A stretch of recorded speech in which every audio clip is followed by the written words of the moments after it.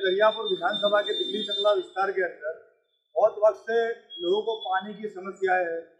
और चैम्बर गटरों की समस्या है और इतनी सारी समस्या है कि लोग घरों में पानी भी नहीं आता और अगर पानी भी आता है तो स्मेल वाला पानी आता है। तो जब इतना सारा बजट कॉर्पोरेशन के अंदर पास हुआ है तो क्यों काम करने में दरियापुर विधानसभा के अंदर नहीं आता है और वहाँ के अधिकारियों को अगर रजूआत करते हम लोग तो वहाँ के अधिकारी फोन नहीं उठाते। आज जमालपुर म्यूनसिपल कॉर्पोरेशन के मध्य जोन के जो भरत भाई है उनसे हमने रजूआत करी है, जिसमें जमालपुर साड़ी की पुल के अंदर जो मदीना मस्जिद है वहाँ पर वो पानी बार बार उभरा था। पिछले 2 साल के अंदर वो हर महीने में 2 से 3 बार वहाँ की गटर का खोदकाम होता है। क्या पता क्या रिपेयरिंग करते हैं और फिर वापस 2-4 दिन के अंदर फिर पानी उभराता है और पानी उभराता है तो ऐसा होता है कि वहाँ पत्थर लगे हुए पोल के अंदर, तो वो वहाँ जो सीमेंट और जो मटेरियल इन लोगों ने क्या मटेरियल डालते वो भी नहीं पता, पानी के साथ वो मटेरियल बह जाता है। और હું સેસોલ ડેમોક્રેટિક પાર્ટી ઓફ ઇન્ડિયાથી અગર જે ડિસ્ટ્રિક્ટ જનરલ સેક્રેટરી જેવું તમે જાણો છો મધ્ય ઝોનમાં સોદાગરની પોલ આવેલ છે ત્યાં પાછલા 3 થી 4 મહિના સુધી મસ્જિદની આગળ ગટરનું પાણી ઉભરાઈ રહ્યું છે। મ્યુનિસિપાલિટીવાળા 2 કલાકમાં સાફ કરી લે છે, પછી 2 કલાક પછીથી ગટરનું પાણી ઉભરાઈ આવે છે, એટલે ત્યાંના લોકોનું નર્ક જેવી જિંદગી થઈ ગઈ છે ગટરના પાણીથી। મ્યુનિસિપાલિટી કોર્પોરેશનમાં હાજર છીએ, અમારા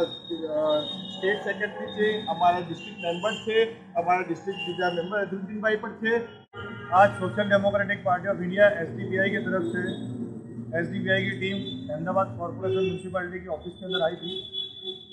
कि अहमद खां की चाली कालूपुर साग मार्केट के नीचे बहुत वक्त से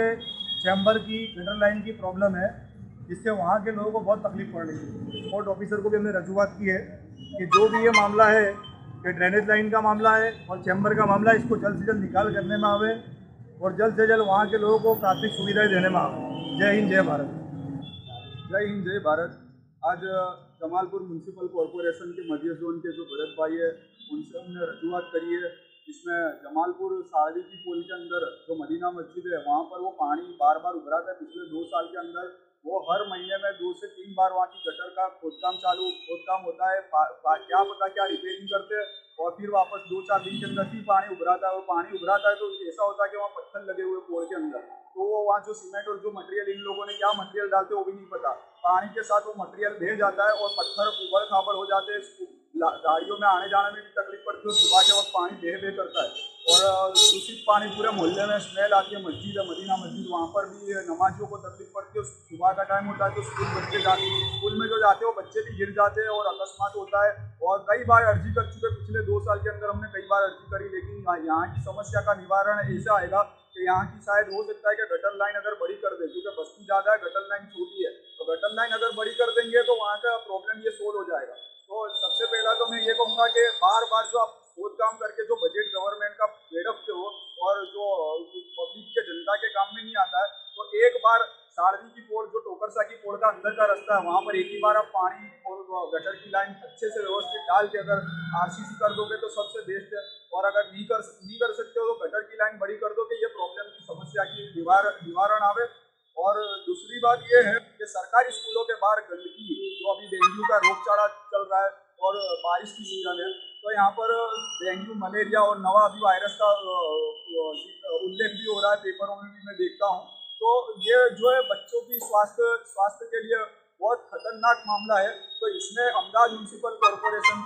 से मैं और यहाँ के कमिश्नर से और डेप्यूटी इंजीनियर साहब से भी और डायरेक्टर से भी कहना चाहूँगा कि स्कूलों के बाहर सफाई को लेकर थोड़ी तकेदारी करें, ताकि हमारे बच्चे हमारे अहमदाबाद के अंदर जैसे जो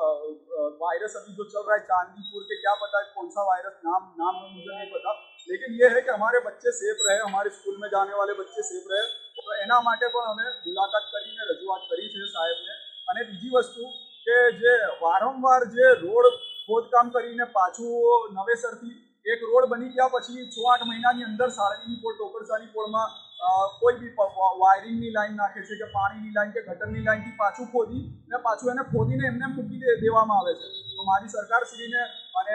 અમદાવાદ મ્યુનિસિપલ કોર્પોરેશનને મારી રિક્વેસ્ટ છે કે તમે એકવાર સર્વે કરીને સરખી રીતે પાણીની અને જે ટોરન્ટની લાઈન નાખી હોય તે અને ગટરની જે લાઈન છે એ સરખી નાખીને એકવારમાં જ આ સમસ્યાનો નિરાકરણ લાવો। કારણ કે જે ગલી પોળો છે સિટી વિસ્તારમાં મધ્ય ઝોનમાં નાની પોળો છે, તો એ પોળમાં એમાં ગલીઓ નાની છે, કારણ કે વારે ઘરે તમે ખોદો, કોઈ માંદું હાજુ હોય, કોઈ દર્દી હોય, એને આવવા જવામાં તકલીફ પડે, નીકળવામાં તકલીફ પડે, રસ્તો બંધ થઈ જાય છે. અને